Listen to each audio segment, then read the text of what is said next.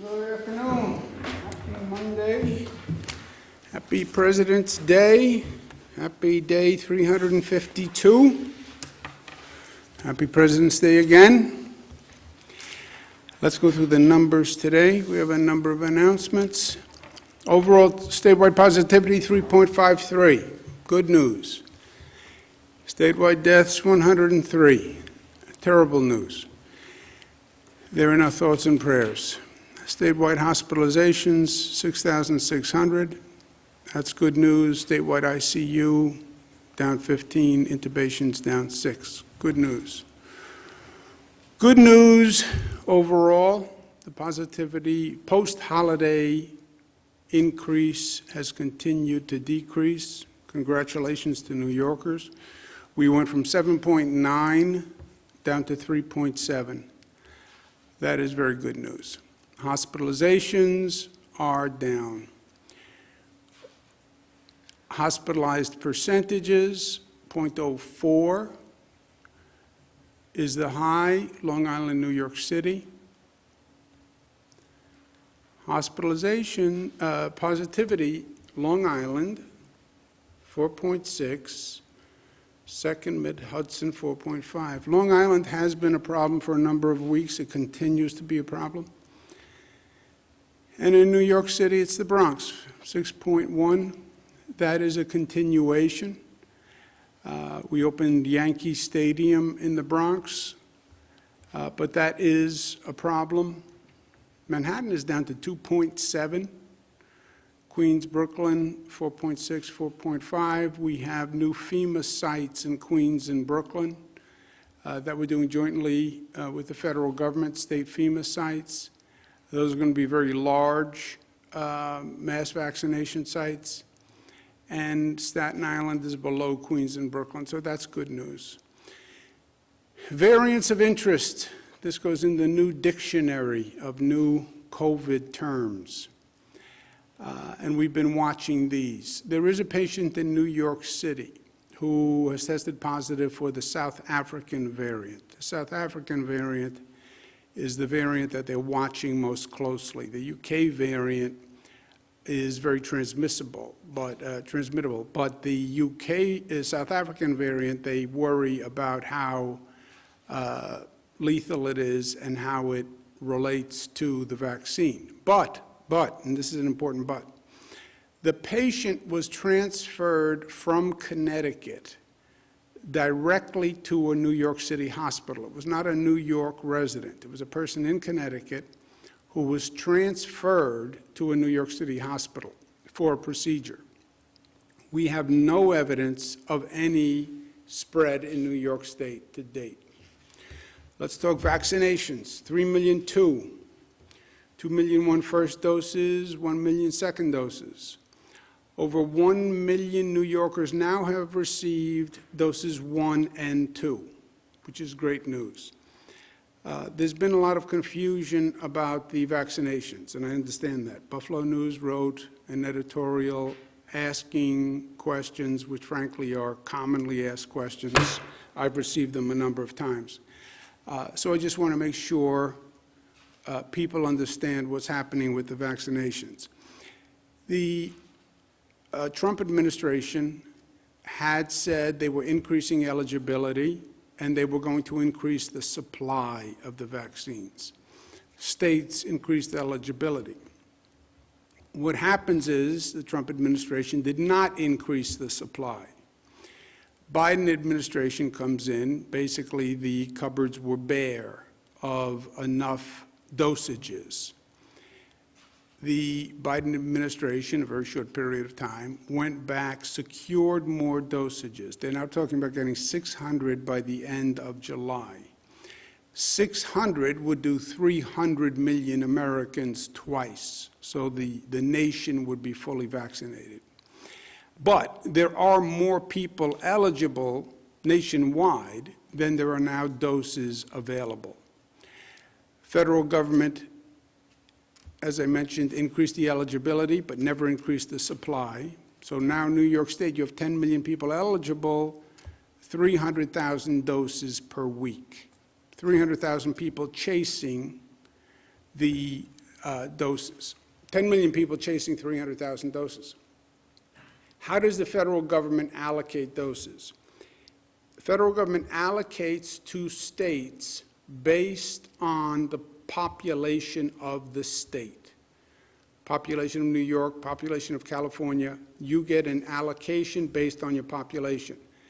State allocates to counties, regions, by the population that is eligible for the vaccine, 1A, 1B, comorbidities, etc.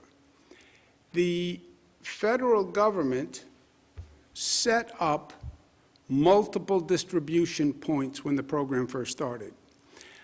Local governments also wanted to be in a position to distribute themselves. This is now the distribution system that we have in place. Federal governments give directly to pharmacies, an allocation that goes directly to pharmacies. Federal government has an allocation to pharmacies for nursing homes, which is called the Federal Nursing Home Program. Federal government gives directly to what's called federally qualified health centers, community-based centers, directly from the federal government.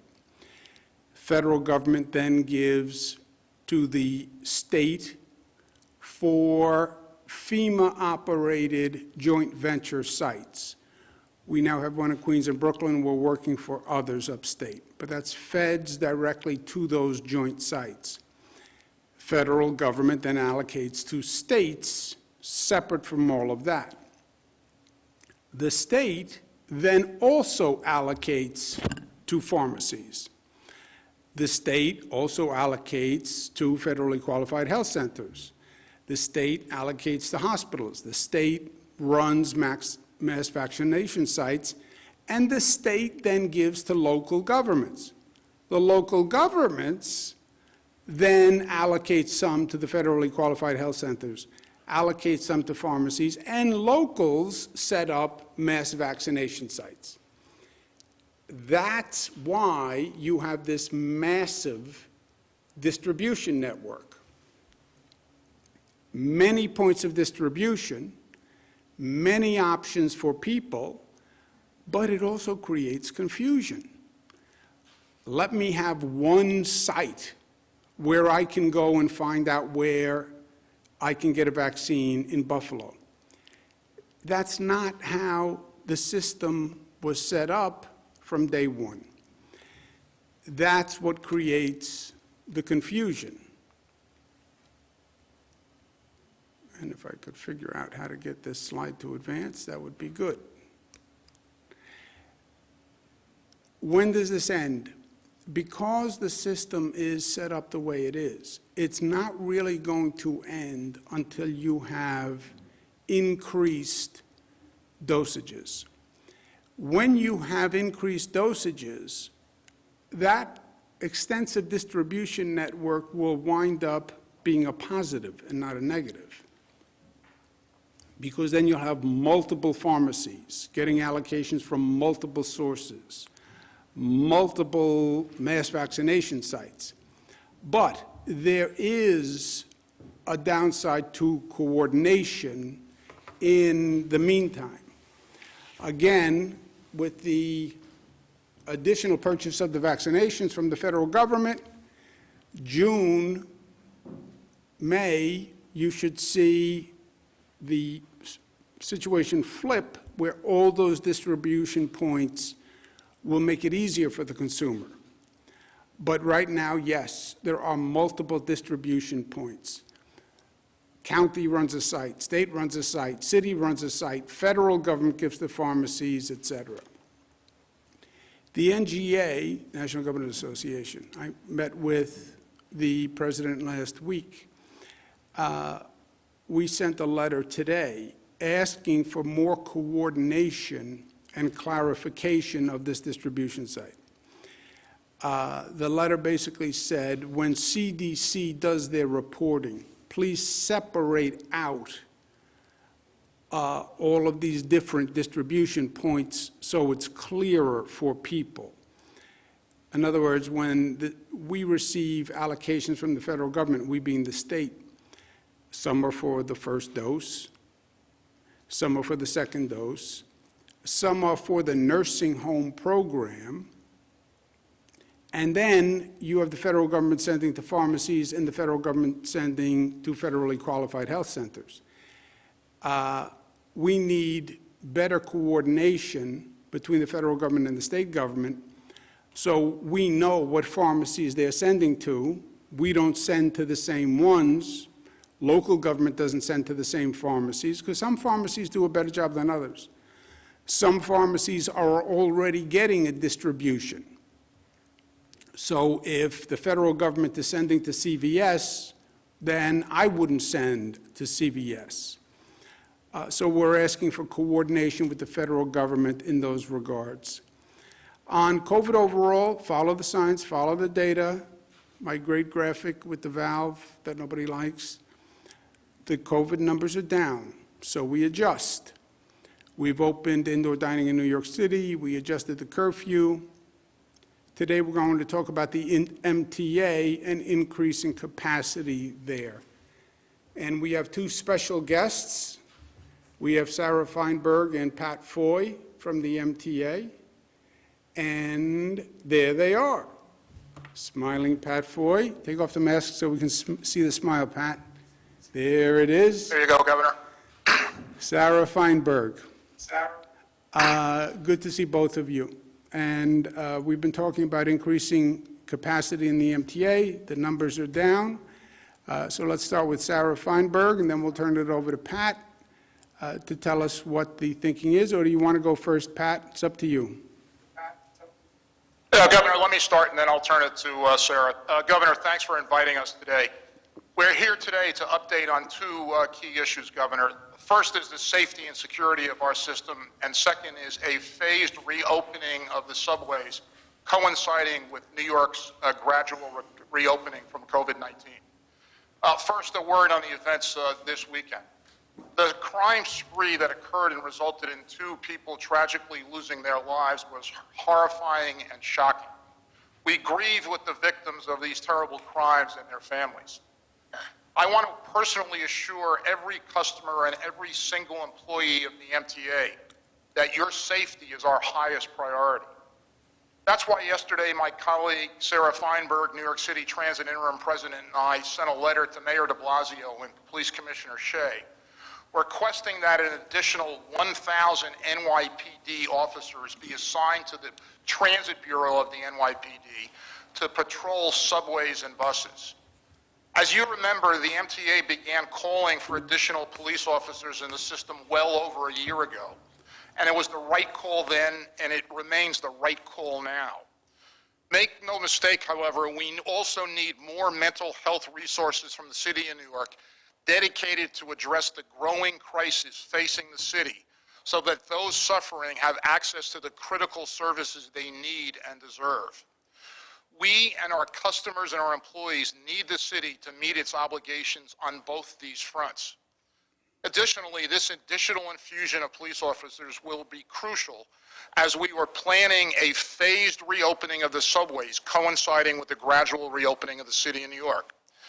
We are seeing positive trends, as you just outlined, Governor, with the deployment of the vaccine, a drop in the infection rate, the resumption of indoor dining, extended hours for bars and restaurants, and the reopening of stadia and arenas. And today we are announcing the goal of beginning a phased reopening of the subway on Monday morning, February 22nd. As we all know, the subways have been closed overnight from 1 a.m. to 5 a.m. since May 6th. But under this plan's change, the subways will stay open until 2 a.m. and reopen at 4 a.m. At the same time, this 2-hour service suspension will allow us to continue our enhanced disinfecting regime, which has led the subways to be the cleanest they've ever been. We will never stop doing everything we can to protect riders and employees. And now I'll turn it over to Sarah Feinberg. Thanks, Pat. First, I just want to echo what you said and say my heart goes out to the victims of the crimes from the weekend and to their families. No one should ever be victimized in our system, and certainly no one should ever be victimized, and certainly not in our transit system. I want to thank the NYPD for their effective work over the weekend, which led to the apprehension of the individual they believe is responsible for the weekend acts of violence. Since joining the board, Governor Cuomo's invitation 2 years ago and becoming president of Transit 1 year ago, I've had to be focused on the issues of safety and security to a significant degree. On this issue of crime and those experiencing mental health illness, we started asking for additional resources nearly 2 years ago. By my count, myself and the chairman have asked the city for additional policing and mental health assistance in the subway system more than 30 times in the last 18 months. We've called for more uniformed officers. We've asked for them to be in stations and on trains. We've asked for them to assist us during the overnight shutdown, but also at other hours. I would point out that our understanding of the Transit Bureau's current staffing means that at current staffing levels, plus the additional 500 officers added by Commissioner Shea over the weekend, plus the additional 1,000 officers requested by us over the weekend, would bring the number of officers in the Transit Bureau to nearly 4,000. 4,000 officers is the number of officers we had in the system more than 2 decades ago prior to the NYPD Transit Police merger. Additional policing will not solve the mental health crisis or the fact that so many in the subway system are experiencing homelessness and therefore are more likely to be victimized. We have to put additional resources to these items as well.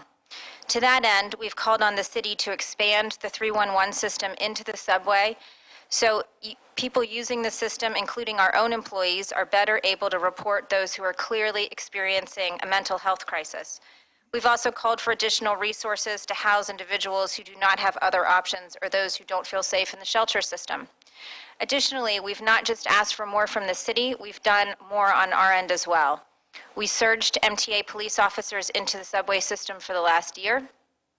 A year ago, the governor called for and the MTA approved the hiring of 500 additional MTA police officers.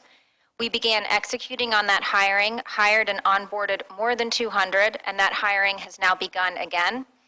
We've increased dramatically the number of cameras in our system. When our capital program had to be stalled due to the financial crisis, Transit took on cameras and started installing cameras throughout the system on platforms and trains. We started tracking incidents in the system in real time so that our officers and security forces could better predict and respond to hotspots. We fought for and in cooperation with the governor passed and the state assembly and senate passed legislation that will allow recidivist criminals to be banned from the system on a temporary basis. So there's no question that we've been doing all we can, but there's also no question that these additional resources are needed in the system. I feel responsible for every customer and every member of the transit workforce from the moment they enter our system until the moment they exit our system. Not only do they need to be kept safe and secure, they have to feel safe and secure. We need our customers to feel confident and safe as they use the system, whether they continue to use it daily as they're commuting as an essential worker, or whether they're contemplating returning to their commute as the city begins to reopen. That confidence is critically important. And we know how important it is to our customers because they've told us in survey after survey that the most important things to them are feeling safe in the system from both COVID and from criminal activity. So we'll continue to work on all tracks, policing, mental health, and our all-of-the-above approach to cleaning. On our phased reopening of the subway system for overnight service, 1 year into the pandemic and 10 months into our overnight closure, New York is starting to look at a return to normalcy. As we look at the reopening of the city and the economy, we have been planning in recent weeks for our own reopening and return of overnight service. And we have determined that a shortened overnight closure is an appropriate step forward towards the return of around-the-clock service. To be clear, we will continue our cleaning regimen. We've been doing so for many months now, and we will continue to do so. We clean our system 24 hours a day. We clean and disinfect stations twice each day. We clean and disinfect subway cars multiple times each day. That will continue. When we are closed from 1 to 5, we are able to clean much more efficiently without customers in the system. That window of cleaning will now go from 1 to 5 to 2 to 4. We are confident that we can maintain the cleaning and disinfecting that we have been able to do thus far. The CDC, New York State Department of Health, FTA, and EPA all continue to advise that we should continue with our all-of-the-above approach to cleaning, and we will do so. Again, public confidence is paramount. In order for the city to truly reopen, the subway system has to be safe and secure, and our customers need to feel that. To our customers, I thank you for your patience and vigilance and for sticking with us. Thank you, Governor. Well, thank you, Sarah, and thank you, Pat. Look, the MTA is critical to what we're trying to do. As you know, we're proceeding down several tracks at the same time. We want to control the COVID infection rate. We want to, second track, we want to increase the vaccination rate. And third, we want to accelerate the reopening and stimulate the reopening of the economy. Many people have had significant pain and suffering with this economic shutdown. The MTA is obviously vital to the reopening and the stimulation of the economy. And just so we're all clear, the 2 to 4, you're reducing the closure period in the middle of the night. It's going to be reduced to 2 to 4. That goes into effect when?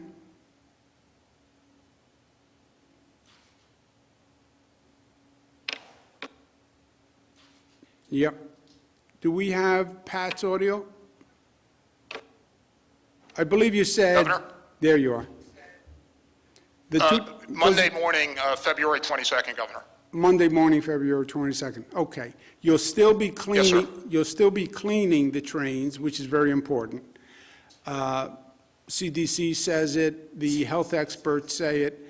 The COVID virus is not transmitted as much as they originally suggested on surfaces, but it still can be transmitted on surfaces. And I think it's very important, Sarah said it, you want to be safe in the MTA system from crime and from COVID, and I think the cleanliness makes a very big deal. Also, when you're as old as I am, the trains have never been as clean as they are now. You know, silver linings. It is remarkable. I can't tell you how many people comment to me that you walk onto a train, you walk into a subway station, it looks different, it feels different. I think that goes a long way towards confidence. So kudos to you and to the entire team. And on crime, I can't agree more. When you said, Sarah, we would be at 4,000 would be a level which is going back probably 30 or so years. At 4,000. 4,000 was if the city gave you an additional 1,000 from where we are now, right? You would be, with the city giving 500 more police officers, we're at 3,000, not 4,000. If they honored your request for an additional 1,000 above the 500, then we would be at 4,000, and 4,000 is only where we were 30 years ago. Is that right? Did I get it right? That's right. So, you know, obviously I defer to the NYPD on their own employee list, but our understanding of the Transit Bureau staffing at this point is that they're at about 2,500 officers. With the addition of the 500 over the weekend, that gets you to 3,000. With the additional 1,000 that we're asking for, would get you to about the level of officers that were in the system about 25 years ago, 1995.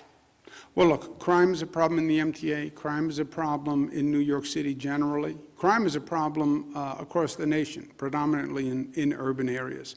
But if we're going to get the economy back, we have to address this problem. You know, people don't talk about public safety in terms of economic development, but it is the #1 issue. If businesses don't feel safe, if people don't feel safe, if your riders don't feel safe, they're not going to go to a restaurant. I don't care how many, what we do with curfew, what we do with occupancy. If you don't feel safe, you're not going to get on the subway and go to the restaurant. So that is a major concern in many areas. Just please make sure you relay to everyone, to all the workers, TWU. You guys have done a masterful job all through this. I remember Pat got sick early on, but you kept the system running. The system has to run. That's how essential workers get to work. And you really did a masterful job. And I want to thank you all very much on behalf of the people of the state. So thank you. And I'll see you soon. Thank you very much for being with us. Thank you, Pat. Thank you, Sarah. Thank you, Governor. Thank you, Governor. Thank you. Okay, as I mentioned, public safety is a top priority. You want to talk about reopening the economy, you have to talk about public safety. We mandated last year, after the George Floyd killing, every locality has to come up with a new public safety plan. It'll be different in different parts of the state, but we have 500 jurisdictions that have police departments. And I get the tension between the community and the police department. And there is no easy answer, and there is no one-size-fits-all. But you can't ignore the tension. Ignoring a problem will never solve the problem. That is true in life, and that is true in society, and that is true in government. So put people at the table, let them vent their issues, and they will vent, but then let's come to a collaborative and a consensus, and let's move on. Many local governments are doing a great job. And again, this is a nationwide problem, but it's New York's mandate to lead the way, and many local governments are doing a great job. I applaud the New York City Council for putting out a set of proposals. I think that's a positive step forward, but you now have to come to an agreement and get a bill signed, and that's by April 1. And April 1, tick, tick, tick, tick, tick, tick, 45 days to complete. We're also going to be sending amendments to our state budget, which is also due April 1. We have had conversations about legalizing recreational marijuana. We don't have an agreement yet, but I believe we're making progress. I'm sending an amended bill. Legalizing recreational marijuana is something we've tried to do for several years. It is overdue, in my opinion. You have people who are incarcerated for crimes that, frankly, they shouldn't have a record on. We also need the revenue from legalizing recreational cannabis. It is a controversial topic. It's a controversial and a difficult vote. I get it. I believe if we don't have it done by the budget, we're not going to get it done. And I think it would be a failing if we don't get it done this year, and I think that would be a mistake. So we're sending up a new bill that reflects the conversations we've had, but I'm hopeful that we can come to an agreement and we can get it done. But I believe, because I've seen this movie before, if we don't get it done by April 1, we won't get it done. And again, that's 45 days. 45 days sounds like a long period of time. In government, 45 days is a blink of an eye.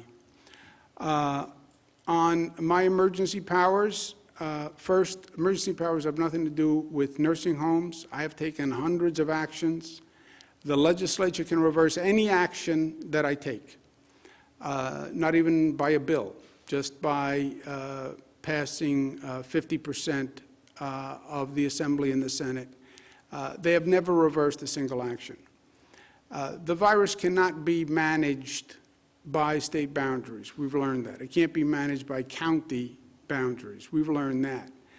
I've always consulted with the legislature. I consult with other politicians. I have no problem consulting with the legislature. Anyone who wants to stand up and raise their hand and say, here's my position, great. But these are public health decisions. They're not local political decisions. And they have to be made on a public health basis. This virus is serious. And I understand these decisions are difficult politically. I get that. It's difficult to close schools. It's difficult to close restaurants. It's difficult to impose curfews. But otherwise, people die. And these decisions should not be politicized. If you made these decisions by a poll, none of them would happen, and more people would die. I want to clarify facts on the nursing homes, which has been an ongoing discussion. New York, as everybody knows, was ground zero for COVID, and nursing homes were and still are ground zero for COVID. And losing a loved one is very, very painful. Losing a loved one in a nursing home during this situation was extraordinarily painful. There was no visitation. You couldn't be with the person. You couldn't talk to the person. It was hard to get them on the phone. People in nursing homes are not as conversant and facile on Zooms and on FaceTime. I mean, it doesn't work that way. So I understand fully how difficult it has been, and I want to make sure people have all the facts, the information. This past year, there is a toxic political environment, and everything gets politicized, and there's political spin, and then there are facts. Two very different things. And I just want to make sure people have facts. Last August, Department of Justice sent a letter to Democratic governors, 4 of them, New York, New Jersey, Michigan, Pennsylvania, asking for information on public nursing homes. New York State Legislature also sent a letter asking for information on nursing homes. We paused the state legislators' request while we were finishing the DOJ request. We told both houses, the Assembly and the Senate, that we had DOJ requests for information and we were prioritizing that.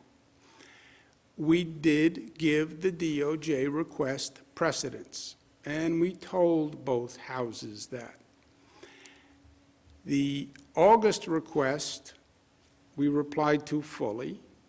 Separately, DOH got a DOJ letter signed by Jeffrey Clark, the attorney, in October, which we learned about from the New York Post. We didn't even get the letter. Post called and told us about a letter. And that requests information on an investigation on private nursing homes. And we have been voluntarily producing information for that on a rolling basis as recently as January 8th, as offered by DOJ, the rolling basis production. Second, we paused the state legislature's request. We paused the state legislature's request. We voluntarily complied with the DOJ request for information. Two very different things.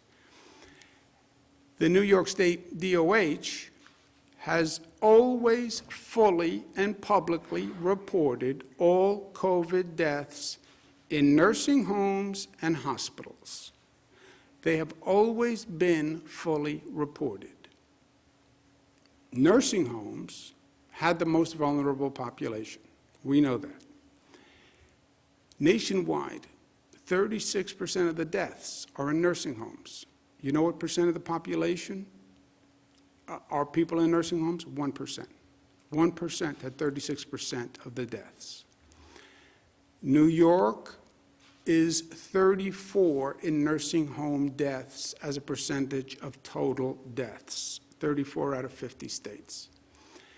New York is one of only 7 states that counts what's called presumed fatalities in nursing homes, with a nursing home presumed the cause of death was COVID. To give you an example, New York State, 13,000 nursing home related deaths. That's 30% of total deaths. Pennsylvania had 11,900. That's 52% of their total deaths were in nursing homes. Florida, 34% of total deaths in nursing homes. Massachusetts, 54% of total deaths. If you look at the entire country and you look at the percentage of deaths in nursing homes, New York is number 34. You have some states that up to 73% of the people who died in nursing homes. COVID preys on senior citizens, older people, weaker people. We've always known that. That is a fact. Now, there is much distortion around what's called Department of Health memo on March 25th. And I want to make sure that we get the facts on this. On March 13th, Federal Center for Medicaid and Medicaid Services, what they call CMS, and on March 23rd, the Center for Disease Control, CDC, put out guidance sending people from hospitals back to nursing homes. New York State DOH followed that guidance. 12 other states, at least, followed that guidance. The CDC, CMS, DOH reasoning at the time, residents who were leaving the hospitals were not likely to be contagious because at that time the viral load is so low that you're not contagious, and they were going to be what's called cohorted, cared for in areas that are separate with other people under the right precautions. Patients, particularly senior citizens, should not remain in hospitals longer than necessary because they can get a secondary infection. That's true all across the board, especially with seniors. They try to get the procedures done. They try to get people out of the hospital before they can come up with a secondary infection that's problematic. The patients were not sent to nursing homes. The nursing home had to agree that they could care for this person. That is a matter of law. They cannot accept a patient who they are not prepared to care for properly, staff, PPE, ability to cohort. That is in the law. If they don't do that, they violate the law. At the time, remember what was going on in March. The experts were projecting that our problem and our critical need was hospital capacity. We sat here every day with the hospitalization chart. We were looking at up to 140,000 people hospitalized. We have less than 50,000 hospital beds. That is the calamity. Remember, March 25th, that's right when the New York City Health and Hospitals Elmhurst Hospital collapsed. It was national news. I remember it like yesterday. And we're watching the TV every night and watching Italy collapse and people die because they can't get into a hospital.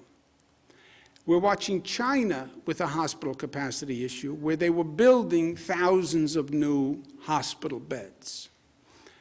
That's what was going on. That's why the CDC and that's why CMS made those decisions.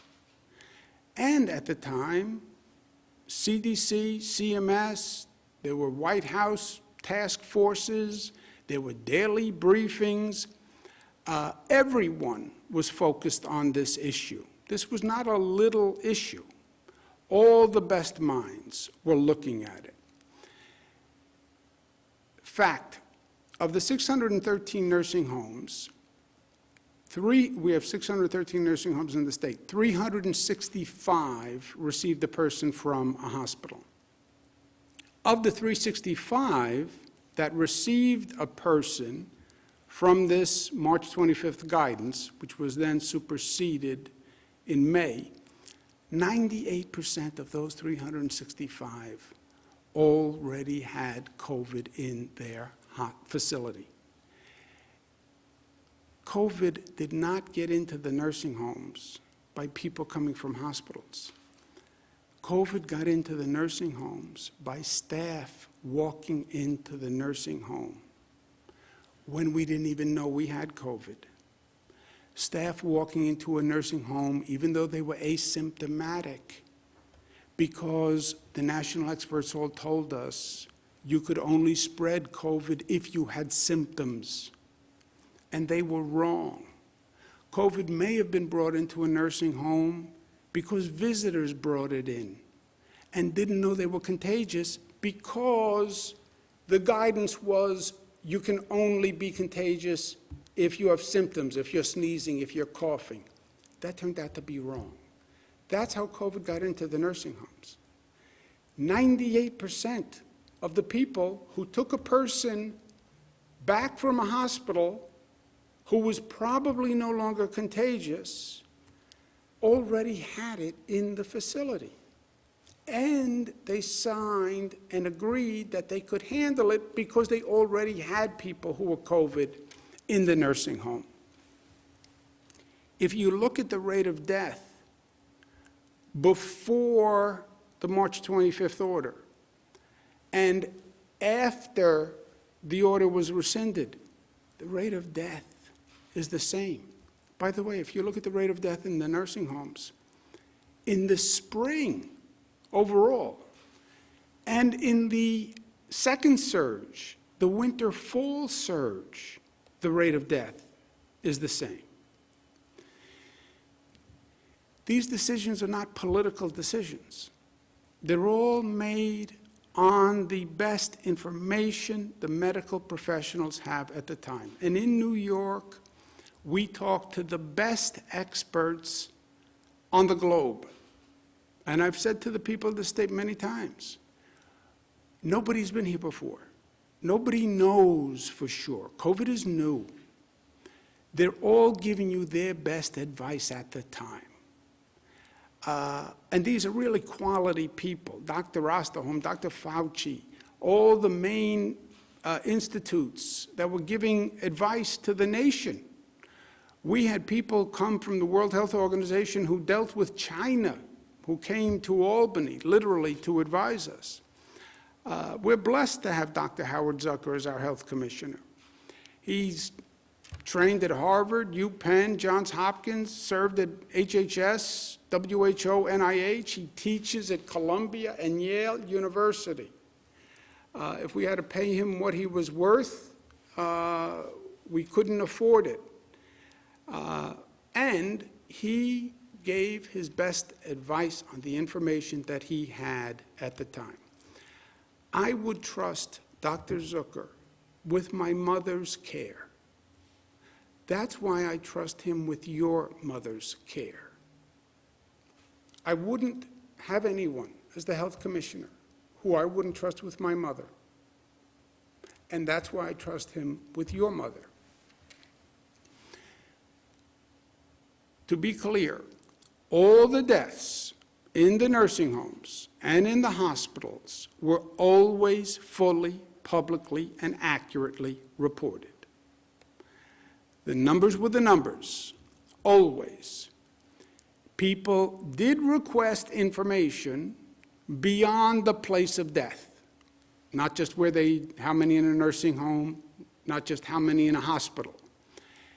They did request different categorizations beyond those counts. How many people died who were in a nursing home but then went to a hospital?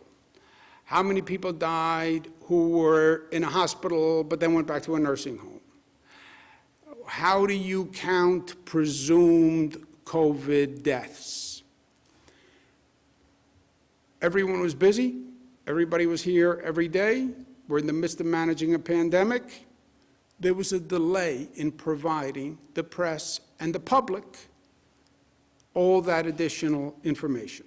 There was a delay. What did we learn from this entire situation? What are we still learning? There are hospitals that perform well, and there are hospitals that performed less well. We still see hospitals performing less well. When you look at those vaccination numbers, hospitals with the same demographics of workforce, in the same region, with different vaccination rates of their staff, that's indicia of performance of those hospitals. There are nursing homes that performed well, and there are nursing homes that did not perform as well. We have to learn from it, and we have to correct it before we have another surge and another pandemic. And by the way, we are going to have another pandemic. As I sit here, I would plan on it. And yes, this was never seen before. And yes, hospitals had to deal with something they never had seen before. And yes, nursing homes had to deal with something they had never seen before. But they will see it again. And now we have to learn from it before it happens again. Our focus, I believe, is going to be on the for-profit nursing homes. Hospitals, low-performing hospitals, but also in the for-profit nursing homes. I have long believed that there's a tension in a for-profit nursing home because those institutions are trying to make money. If you're trying to make profit, it's too easy to sacrifice patient care. Everything becomes one or the other. Do you want to hire more staff, or do you want to make more profit? Do you want to buy more PPE and stockpile more PPE, or do you want to make more profit? Do you want to buy new equipment, new beds, new sheets, new furniture, invest in the facility, or do you want to make more profit? That tension is a problem, and that has to be resolved legislatively, because I don't want to leave it to these for-profit owners to decide what's right, what's wrong. Let's learn these lessons. We have to implement hospital reform and nursing reform, and we have to do it in this budget cycle. COVID isn't done with us. Implement the lessons now, and we're going to propose them in the 30-day amendments. If you're a for-profit nursing home, I believe it should be mandated how much you put back into the facility and how much profit you can make. I believe that. Nursing home, hospitals that have these issues, they have to improve, and we have to take it into consideration when there's a surge. If there's an influx into hospitals, not all hospitals can handle it equally. And that's why you saw some hospitals fail. If you could do it all over again, just rewind the tape. I understand the public had many questions and concerns, and the press had many questions about nursing homes primarily. And I understand that they were not answered quickly enough. And they should have been prioritized and prioritize those requests sooner. I believe that. I understand the reasons.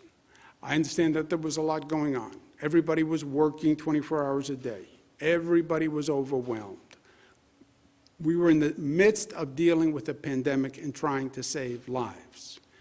They were answering DOJ. And nursing homes and the hospitals were also in the middle of hell and the middle of a pandemic.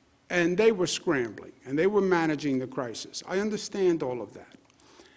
But the void we created by not providing information was filled with skepticism and cynicism and conspiracy theories, which furthered the confusion. Nature abhors a vacuum. So does the political system. You don't provide information, something will provide the information. Most of all, the void we created allowed disinformation. And that created more anxieties for the families of loved ones. I've had hundreds of conversations. People couldn't get into the facility to see their loved one. They couldn't get them on the phone. They couldn't get staff on the phone to get answers. They were powerless. They were helpless. They were literally physically removed and isolated. Loved ones died alone. Loved ones died alone. Fathers, mothers, brothers, sisters died alone. It was horrific. It was horrific. And then the void in information that we created started misinformation, disinformation, conspiracy theories, and now people have to hear that. And they don't know what is the truth. The truth is everybody did everything they could. The truth is you had the best medical professionals and advice on the globe. The truth is it was in the middle of a terrible pandemic. The truth is COVID attacks senior citizens. The truth is, with all we know, people still die in nursing homes today. People still die every day. We're testing the staff twice a week. There's no visitation. People still die. You would have to hermetically seal a nursing home. They actually tried this in France, where the staff lived in the nursing home. Anybody can bring it in. A delivery man brings it in. The heating repairman brings it in. The food service brings it in. Staff person goes home, meets with their family, someone in the family has it, staff member comes back, the staff member brings it in. Even when you're testing twice a week, you'll get people who have it and you'll miss them in the twice a week. That is the reality. But not providing the information creates the void. The void allowed misinformation and conspiracy. And now people are left with the thought of, did my loved one have to die? And that is a brutal, brutal question to pose to a person. And I want everyone to know, everything was done. Everything was done by the best minds in the best interest. And the last thing that we wanted to do, the last thing that I wanted to do, was to aggravate a terrible situation. There is no good answer when you lose a loved one. I lost my father years ago. I still go through it over and over and over again. What should I have done? What could I have done? What should I have said to the doctor? I probably always will. Last thing I wanted to do was to aggravate that for anyone. With that, let's take questions. Thank you, Governor. If you'd like to ask a question, please use the raise hand function at the bottom of your window. We'll take a brief moment to compile the Q&A roster.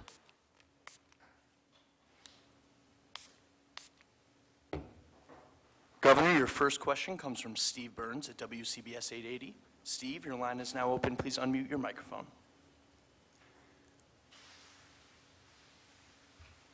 Governor, can you hear me? Hey, Steve. How you doing, buddy?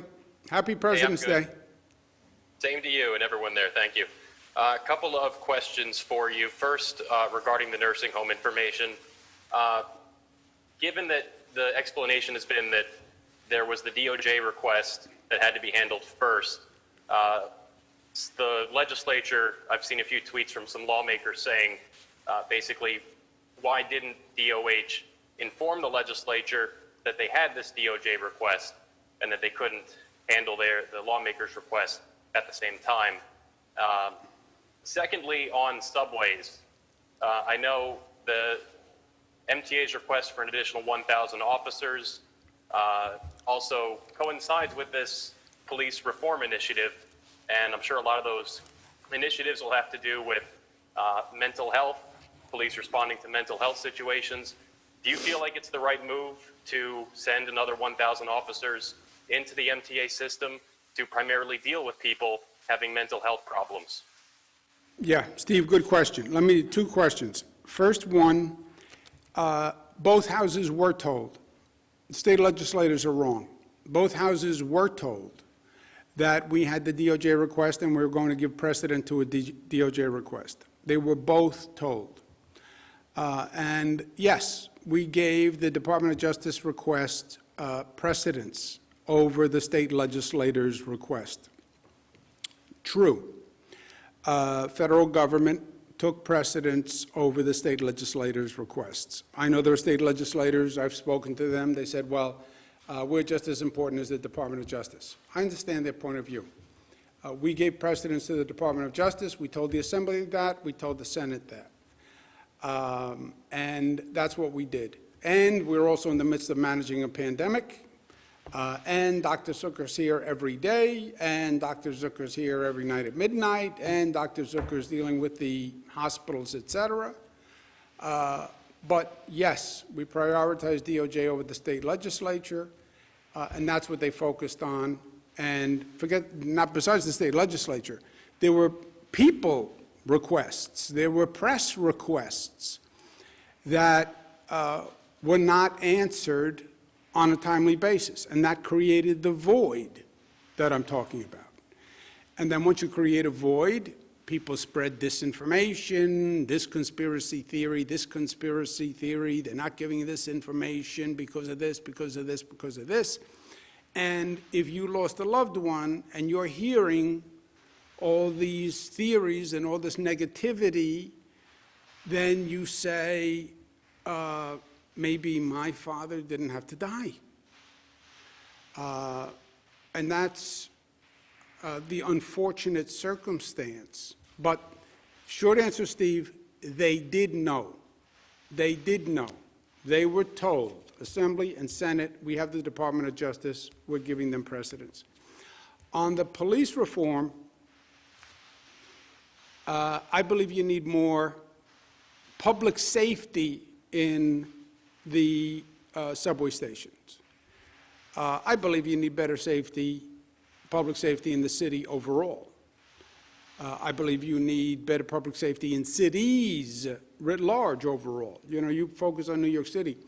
We've had situations in Rochester where a 9-year-old girl was pepper sprayed. You have situations in Buffalo where they knocked a protester to the ground. He hit his head. He has ongoing damage. It was on videotape. It was brutal. You have public safety issues nationwide, George Floyd. All I'm saying to New York City is, you figure it out. You figure it out. You have community tension where they don't trust the police. You have NYPD tension where they feel they can't do their job.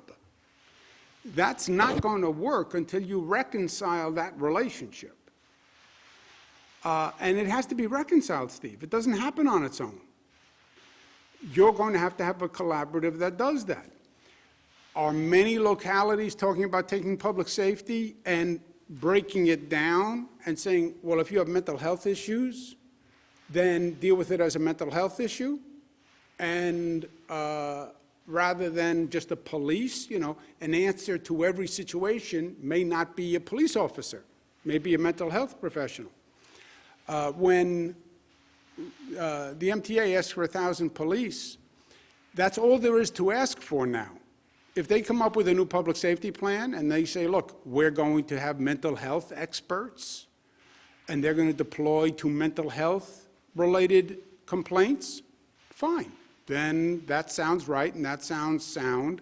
And if they come up with a different public safety strategy, then fine. Fit that to the subway station. But right now, all you have are police. There are no mental health experts to request, right? But if they develop that in the plan, I'm sure the MTA will say, fine, just send me people who are responsive to the problem. Real quick on the nursing home data, was there not the capacity in DOH to fulfill both the DOJ request and the legislature's request at the same time? They focused on the DOJ request. You know, Steve, they were dealing with everything at the time. Remember, when you wake up in the morning, job one for the past year has been dealing with the crisis of the moment, right? Dealing with whatever the issue is. Today it's variance of interest. Today it's sorting out the vaccination system. Every day it has been something. and that was given priority. In retrospect, should we have given more priority to fulfilling information requests? In my opinion, yes. Yes, and I think that's what created the void. But do I understand the pressure that everybody was under? Yes, I understand that also. It's not like people were in the south of France, right? It's not like people were on vacation. They were here every day. Fulfilling the information was not fulfilling, for example, the state legislator's request was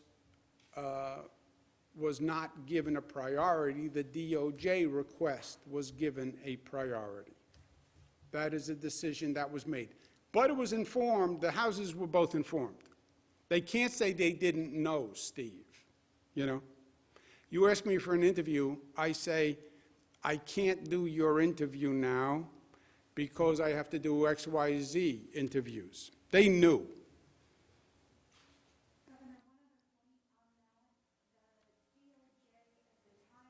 Governor, next up we have David Evans from WABC TV. David, your line is now open. Please unmute your microphone. Dave, excuse me, one issue. Beth was adding something, and then we'll go to Dave. Go ahead, Beth. Thank you. So the August 26th response, or August 26th letter to the state was actually publicized by the DOJ with a press release and was widely reported in the papers as well. So irrespective as to whether or not we communicated with the legislature, which we did, anyone who was following the press coverage at the time would have seen their press release related to issuing this letter to the 4 states, New Jersey, Pennsylvania, Michigan, and New York, widely covered. Yeah, so the point is, Dave, if I might, the legislature knew full and well that we had a request from the Department of Justice in August. It was in the press that we received it in August. It was in the press that we received the second one in October. We literally read about it in the paper ourselves. And they knew, because they were told, that was getting precedence over dealing with the state legislative request, but that we would get to the state request, but we needed to focus first on the DOJ request. Dave Evans. Hey, Governor, can you hear me? I can hear you. Hey, I got my vaccine this morning, so I can thank you for that. But I wanted to, for just a second, turn back to the nursing home for a second. So what you're saying is all of these calls for investigations from the Department of Justice, what both Republicans and Democrats in Albany are asking for, you see this as toxic political payback. And the second thing that goes with that is then what you talked about with your executive powers, this story that's out there this afternoon of negotiations ongoing about the legislature could do something, holding your feet to the fire on that in order to get something on the budget. I mean, talk about raw politics. That seems to smack of it. Yeah, 2 things.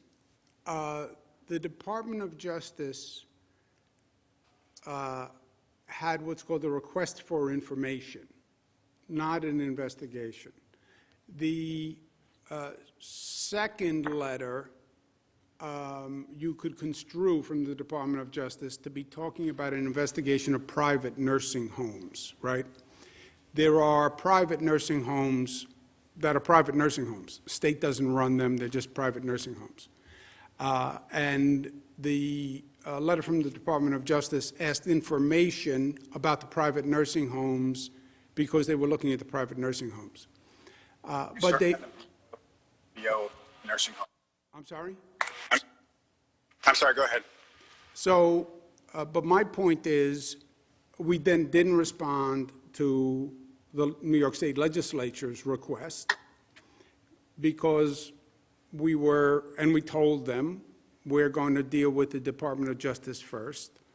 Also, by the way, because we were dealing with managing the pandemic, right? Everything takes time. And we were dealing with managing the pandemic, but we told the state legislature we would get to their request. They come back into session in January, this past January. we said we would get to their request. You cannot, Dave, raw politics is one thing. This is New York. We thrive on raw politics, right? You can't use, legally, you can't use an investigation to leverage a person in another matter. You can't use a subpoena or the threat of a subpoena or the threat of an investigation to leverage a person to do something else. That's illegal. That's just illegal. It's illegal for anyone to do it. As a lawyer, you get debarred for doing that. But that's a crime. That's not raw politics.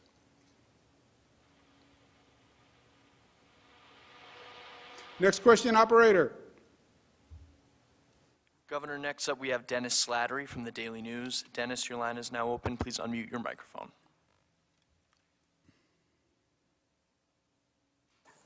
Dennis Slattery. Yep, Governor, can you hear me? Yes, sir. All right, great. I have two questions. Just going back to the DOJ request. It was not initially a probe, it was a request for information, but the initial one from August was a very narrow scope, only asking about state-run facilities. I'm just curious when you informed the legislative leaders about your response to that and how that would slow down your responding to the state legislators' questions that were posed earlier that month. The first request was for public nursing homes. The second request was private nursing homes. We told the legislature we had the request. We told them we gave that request precedence. More than anything, it was just a capacity issue. Remember, at the same time, we're managing the pandemic. That's what everybody was doing. And these things all take time, and the number one priority was saving people's lives every day. Do you have a point back? Yes, if I could just add on top of that. So we received this inquiry on August 26th. It was just a request for information, but it was public nursing homes, which are 5 state-run facilities, as well as a number of county-run facilities. And so data had to be collected and reviewed for a number of nursing homes. I believe it was 26 nursing homes that we provided voluminous documentation, and all of that had to be verified. Dennis, you had a second question? Yeah, just going back to the story that we had today about the budget negotiations and some lawmakers talking about the threat of subpoena or, rescinding your emergency powers. You kind of touched on this earlier, but I'm just curious your response to that, and have you spoken to the legislative leaders about this? Yeah, Dennis, that is a crime. You can't say, I'm a former assistant district attorney, you can't use a subpoena or the threat of an investigation to leverage a person. That's a crime. It's called abuse of process. It's called extortion. Question before was, is that raw politics? No, it's not raw politics. That's criminal. And I don't know the facts. I wasn't in the room, but in the room you have lawyers. You have former prosecutors who are in that room. They know it's illegal. But no, I didn't talk to the leaders about it. Next question. Next up, we have Marcia Kramer from WCBS TV. Marcia, your line is now open. Please unmute your microphone. Governor, can you hear me? Hey, Marcia, how are you? Happy Valentine's Day. So my question to you is this. Several members of the legislature, some Republicans, some Democrats, have asked that there be an investigation of what happened. If that investigation was done, it might be, for example, be done by the Attorney General. You're a former Attorney General. If you were in this situation and looked at this fact pattern, would you open an investigation of what has happened so far? And my second part of the question is, do you think that if there wasn't an investigation and the Attorney General agreed with everything that you said, that it would help clear the air? Marsha, I don't think there's anything too clear here. It is a fact that the state legislature did a request. We told them we were not going to address the request at that time, that we were going to honor the DOJ request first. We said that. That's a fact. There's nothing to investigate there. And then we provided information to DOJ. So there is nothing to investigate.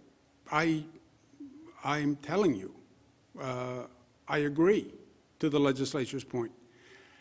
They sent a letter, and we said that we would deal with the DOJ first. I agree. I said that. They were told that.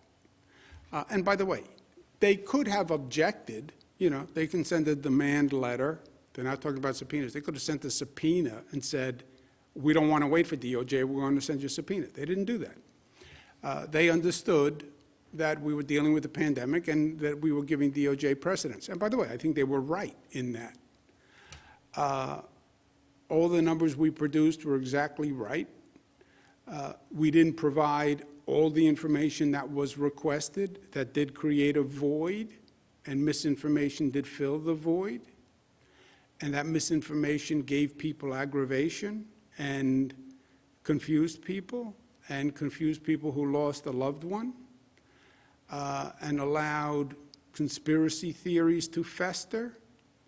And that aggravated people who lost a loved one, because now you don't know what to believe. And that is the last thing anyone wanted to create. But it's not a legal question. So are you really saying that this is sort of the creation of a toxic political environment that's existed for several years in this country and in the state? Look, is the environment toxic politically? Yes. Was this happening last year with this toxic political environment? Yes. And do I think that's part of the conspiracy theories that filled the void? Yes. And look, I understand politics. I was critical of President Trump. I also worked with President Trump. I get how strong the feelings are on both sides. But when you're talking about loved ones dying in nursing homes, when you come up with conspiracy theories or there's disinformation, then the worst thing you can say to somebody who lost a loved one is, maybe it didn't have to be. Maybe there was a government issue. Now, we created the void. I agree to that. Or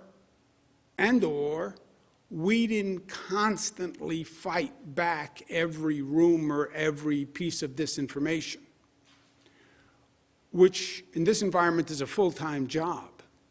And that's what I want to do today to the people who lost a loved one. All these theories, March 25th memo did this. No, it didn't. Well, the state numbers were wrong. No, they weren't. Well, that's how COVID got into a nursing home. No, it isn't. 613 nursing homes, 365 people went back. 98% of them have COVID already. Well, we made the nursing homes take these people. No, we didn't. The nursing home had to say that, by law, that they were in a position to deal with it. So I want people to have the facts, because these were the best professionals doing the best they could. And by the way, Marsha,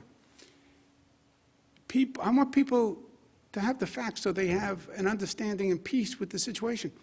People still die in nursing homes. They still die.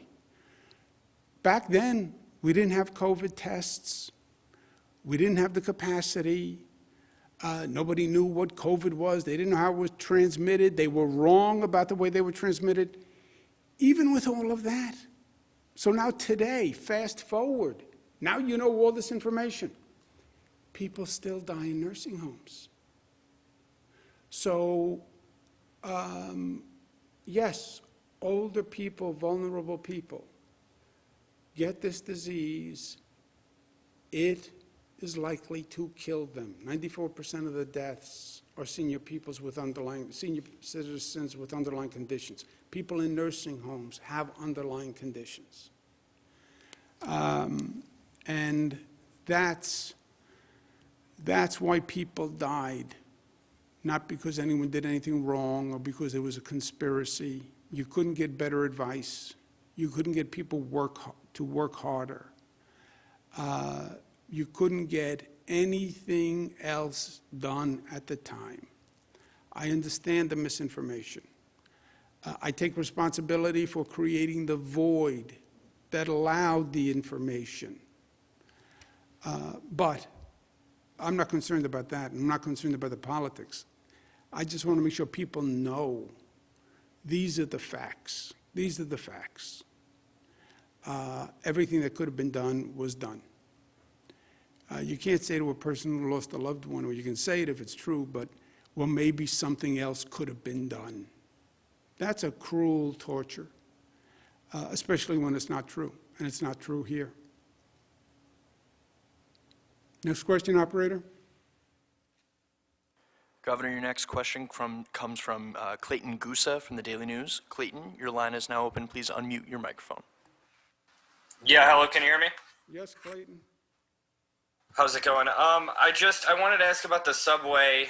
Over the past 10 months, a lot of the public's watched you and MTA officials do some logical gymnastics over justifying the ongoing closure. A big point of contention has been that trains are running on the same schedules overnight during the shutdown.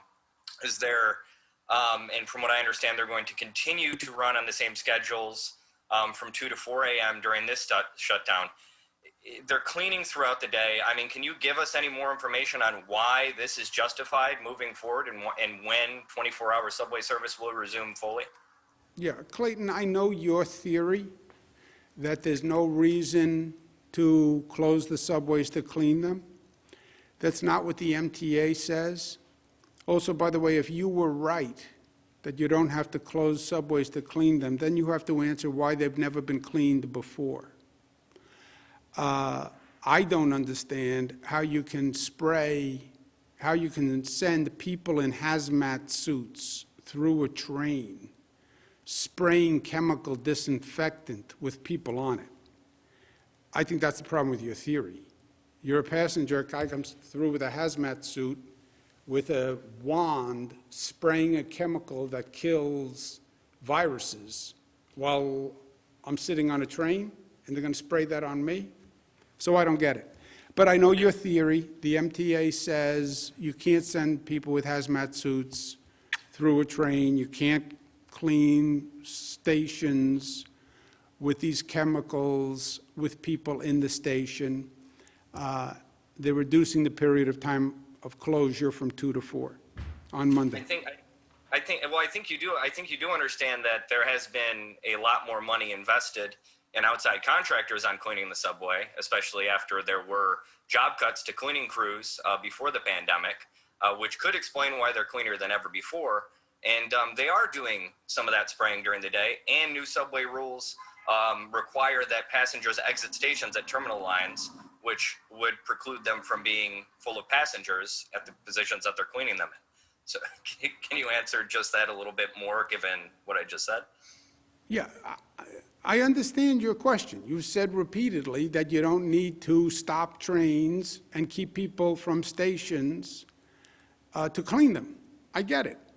It doesn't make common sense to me. I don't think you can't spray this chemical on people. I'm not going to stand in a station and have you spray me with a viral side and then I go to work. But you should ask the MTA, because they say you can't, and that's why they closed the station from 2 to 4. Let's take one more question, operator. Governor, your last question comes from Michael Gormley at Newsday. Michael, your line is now open. Please unmute your microphone. Hello, Governor. You said in creating that void, why didn't you tell the public and the press during that period that the federal inquiries were creating the delay? And how do you explain that legislators, including Speaker Hasty, are so surprised about the federal involvement here if everyone knew it? And I'll have one quick follow-up question after that. Yeah. Well, first, Mike, let's stick with the facts, okay? The fact that we received a Department of Justice request for information was in the newspaper. The fact that we received a Department of Justice request for information on private nursing homes in October was in the newspaper. We learned about it from the newspaper. It was, the New York Post wrote that we got a letter before we ever got a letter. By the way, we never even got a letter. We had to call the Department of Justice and ask for a letter. So that was in the newspaper. The staff of the Assembly and the Senate were told that, not just that we were responding to DOJ, because that was in the newspaper, but that we couldn't respond to the state legislative request, or we wouldn't respond to the state legislative request because we were dealing with the DOJ request. The staff was told that. Who the staff told on their staff, I don't know. But, you know, if you tell Rob Mahika something, then he's supposed to tell me. If he doesn't, you still told my staff. So that's what that is. But it's not that we couldn't have responded to other things also. We could have sat here all day and just take questions from people who had a lot of questions. We could have spent more time answering press inquiries who had questions. That's all true. And in retrospect, I'm saying we should have done a better job providing more public information. Now, we're focused on the day-to-day and we're focused on what we're doing, but we should have spent more time focusing on the information request from press, from people, et cetera, because what happened as a result was it created a void. And when you create a void in this world at this time, Mike, something's going to fill that void. And, well, they didn't answer. I wonder why. Maybe this, maybe that, maybe this. Political theories, maybe this, maybe this, maybe this. And I'm not even concerned about that, frankly, vis-a-vis. I'm less worried about that with the state legislature, et cetera. I'm more worried about that with the effect on people. What bothers me is people calling up saying, you know, they say the March 25th memo is the reason my father died, that wouldn't have happened otherwise. Those are the people who were hurt by the void. And that was, well, I can say in my defensive mode, I didn't create the disinformation. I didn't create the conspiracy theory. I know, Governor, but you created the void. And when you created the void, you allowed these other theories to fester. That's true. That's true. We had a conversation. You said earlier, though, that it was.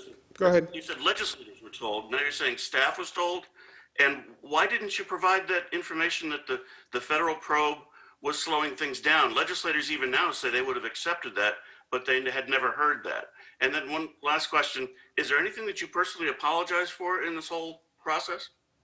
Yeah, two things. One,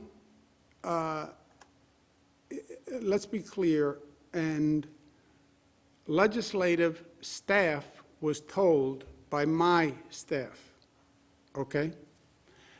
So legislative staff was told, top legislative staff was told. Second, the DOJ letters were in the newspaper, Mike. There was no secret about the DOJ letters. They were in the newspaper. Staff was told that DOJ was, we were giving DOJ precedence. So we told both houses through the staff. That's communication on a day-to-day basis is how it happens. And the legislators have said the same thing to me, by the way. We understand that if you get a DOJ request, it takes precedence. They've said the same thing to me. They say nobody told them that. I understand. We did tell the houses, and I'm sure there was a breakdown of communication now between the staff in the House and the actual legislators. Because every legislator I talked to said the same thing they said to you. We understand if you have DOJ asking questions, that takes precedence. So they've said the same thing to me. But the DOJ requests were in the newspaper, so that was not news. And the staff of both houses were told, and that's not news. Apologize. Look, I have said repeatedly, we made a mistake in creating the void. We made a mistake in creating the void. When we didn't provide information, it allowed press, people, cynics, politicians to fill the void. When you don't correct disinformation, you allow it to continue. And we created the void not because people weren't working hard, Mike, because you know how hard people were working. And, well, you should have prioritized providing more information. Yes, yes. In retrospect, we should have prioritized providing more information. I get the operational demand. I don't like to second guess my team. They were all working 24 hours a day. You know, remember where this was? You're in the middle of hell during this time. But no excuses, no excuses. We should not have created the void. We should have done a better job in providing information. We should have done a better job of knocking down the disinformation. You'd never knock down all these conspiracy theories, the political conspiracy theories, because they generate 10 a day. But we should have done a better job of providing as much information as we could, as quickly as we could. And we should have done a better job on that. Yes. And no excuses. I accept responsibility for that. I am in charge. I take responsibility. We should have provided more information faster. We were too focused on doing the job and addressing the crisis of the moment, and we did not do a good enough job in providing information. I take total responsibility for that. The pain in it is it created confusion and cynicism and pain for the families of the loved ones. My father didn't die in a nursing home, but my father had a heart ailment for a long period of time. And he looked to me to be helpful to him. And I spoke to doctors, and different doctors had different theories, and he should try this, he should do that, we should send him here, we should send him to Europe. I was responsible to help him. And I often think about if I did everything that I could. And I replay the conversations with the doctors in my mind. Did I make all the right decisions? Should I push them to do something else? I can imagine the pain of someone who has to live with, my loved one was in a hospital and I just read that maybe he or she didn't have to die. It wasn't true, Mike. It wasn't true, but it created pain. And that's because we created a void and we didn't answer every question, so it allowed the void to be created. The void begets disinformation. The disinformation begets pain of people. I take responsibility for that. Total death counts were always accurate. Nothing was hidden from anyone. But we did create the void, and that created pain. And I feel very badly about that. Okay, thank you all very much.